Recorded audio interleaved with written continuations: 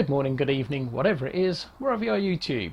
So we're still in a situation we can't go anywhere, but on the last ride out on the FZR I noticed the clutch was just at the point of starting to slip, and it does have 45,000 miles on the clock now, so it's due an oil change. And I also noticed a small oil leak, so got two little jobs to do. It needs an oil change, we'll give it a general service and check over, put a new clutch in it, and also rectify the oil leak. So in a car, a clutch is a job you might not want to do yourself because it involves at least a degree of heavy lifting, getting gearboxes out of the way. But on a bike, it is absolutely one you can try at home. So grab a cup of tea and we'll have a look at this one.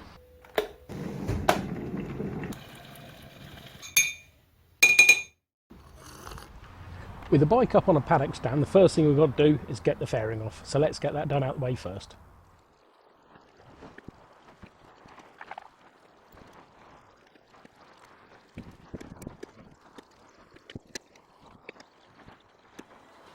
And with the fairing removed, we can now drop the oil out.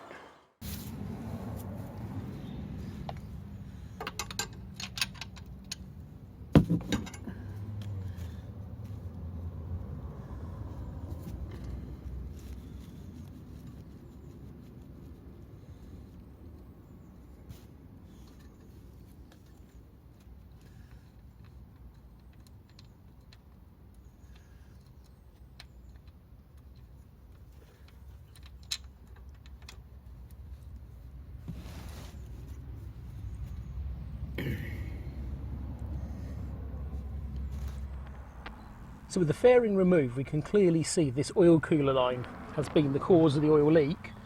As we look across here and through between the pipes, you can see there's a union that's really crusty. That's where the line's coming from. So we're going to change both oil cooler lines as well. When undoing the oil cooler, it's important not just to put your spanner on and start ranting away, because you could crack the cooler at the top here. So what you do, this one's got a hex on it, put your spanner on the hex, get onto the banjo bolt, and away she comes. I'm only going to break it off at this stage because the lines go onto the side of the oil filter housing below. We'll take them off there first when the oil drains away before we open the lines up. Now these replaceable element oil filters are always a bit of a pain. You're going to lose loads of oil when this comes apart. There's just not really a way around it. I've actually got the bike on a very slight downhill slope, so the majority of oil should be in the filter, but it's always just fun and games.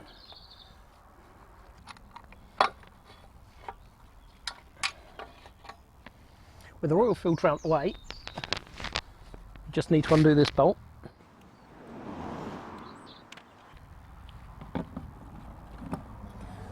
And our oil filter housing now is loose. So we've got these two hex nuts out here.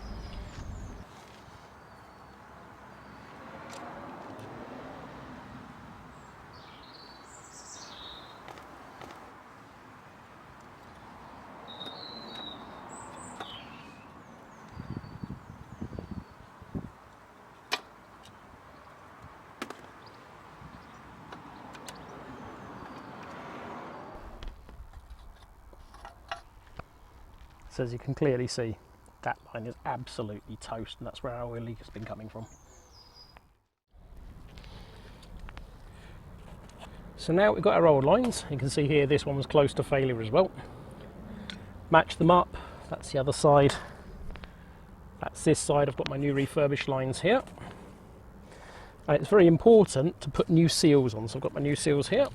These are readily available and inexpensive. It's just really an O-ring, but the genuine part is available for next to nothing. So just put the right one on. So you just pop that in there. There's no need for any sealant. It's designed to seal as it is. And there's no need obviously for any kind of gasket go on these bolts because they've got the O-ring on there. So just pop the bolts back in.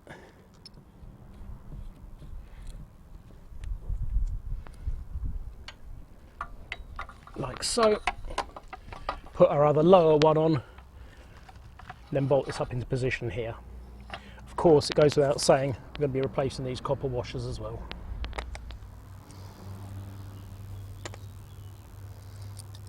And so new copper washers either side, and into our cooler we go.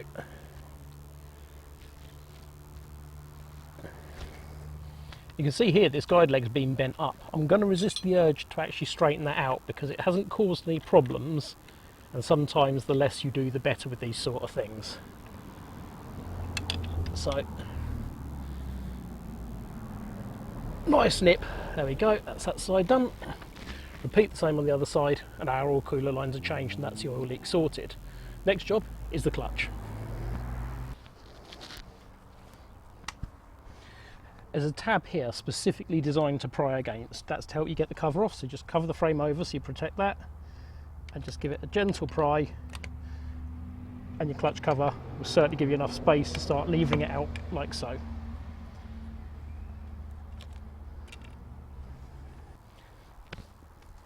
So we see here these 5 standoffs with the springs in. What you want to do is start undoing them, but don't undo them all the way. Just break each one ever so slightly, because you don't want to release the tension on the clutch disc unevenly, because the legs into the basket are not the strongest and it is possible to shear them. I've seen that done. So go around, back them off, and it's always worth putting new springs in as well. When you get to the point that this is all loose, we're not quite there yet, you can start taking them out a bit further.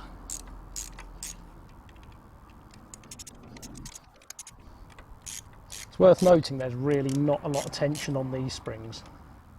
Don't need to ramp these up really tight. There will be a torque specification, but the odds are your torque wrench probably won't go low enough for it.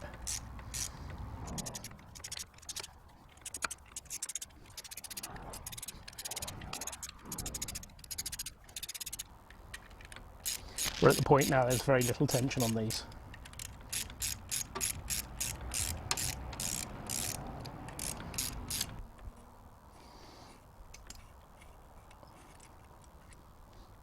And with all of these out the way, the clutch stack is now free just to slide out.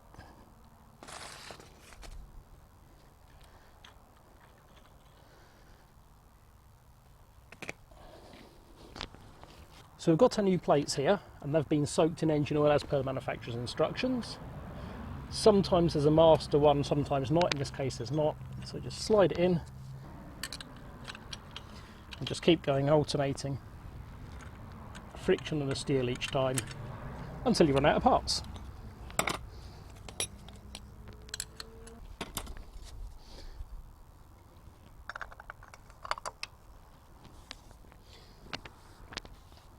When you put the bolts back in, it's worth using brand new springs. Now, I could only get heavy duty ones that are a bit stiffer than the old ones, but that's fine, they'll work absolutely fine.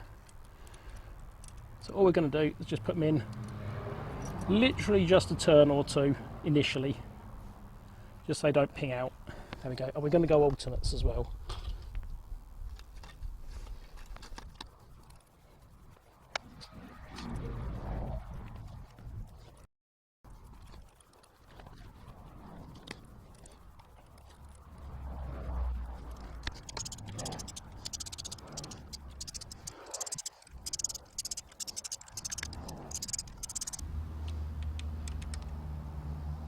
And now just click them off with a torque wrench to the specified torque.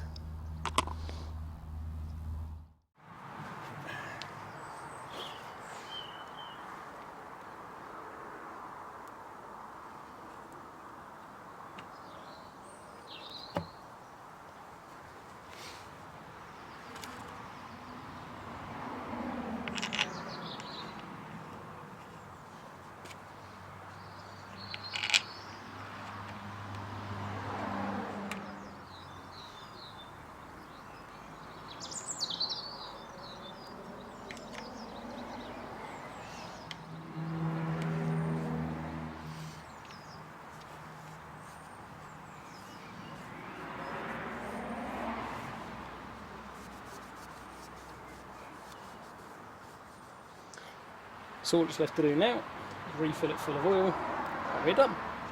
Give a chain a quick lube as well, quick wipe over everything, check there are no leaks.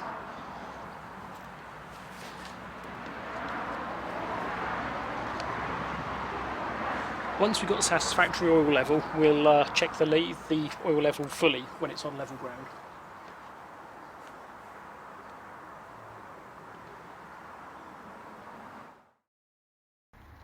So there we go, all finished, just about got it done before the rain started to come down. Didn't exactly go to plan though. There is a little cautionary tale. Now, as you recall, I said I was changing the clutch cable to make sure that there was no risk of it breaking with the new slightly stiffer clutch springs. That's a really good theory. There's nothing wrong with the theory at all. However, I got a faulty clutch cable. I couldn't work out why I wasn't able to adjust it. No matter what I tried, every time I pulled the lever it was different. And after 3 or 4 pulls of the lever, I pulled the lever and it went completely limp and there was a pop. I was thinking, what's gone wrong here? Turns out the barrel end on the cable had just simply disintegrated and turned to little chunks of metal. So fortunately I inspected the old cable. I had changed it when I restored the bike a couple of years ago and it was still perfect. So the old cable has gone back on, the clutch adjusted perfectly and we're all good. So there you go, a little cautionary tale. Even when you think you're doing the right thing, sometimes it can bite you. If you like these videos, hit the like and subscribe button. Please do leave a comment and do hit the like button because it really does make a difference. And we'll see you soon.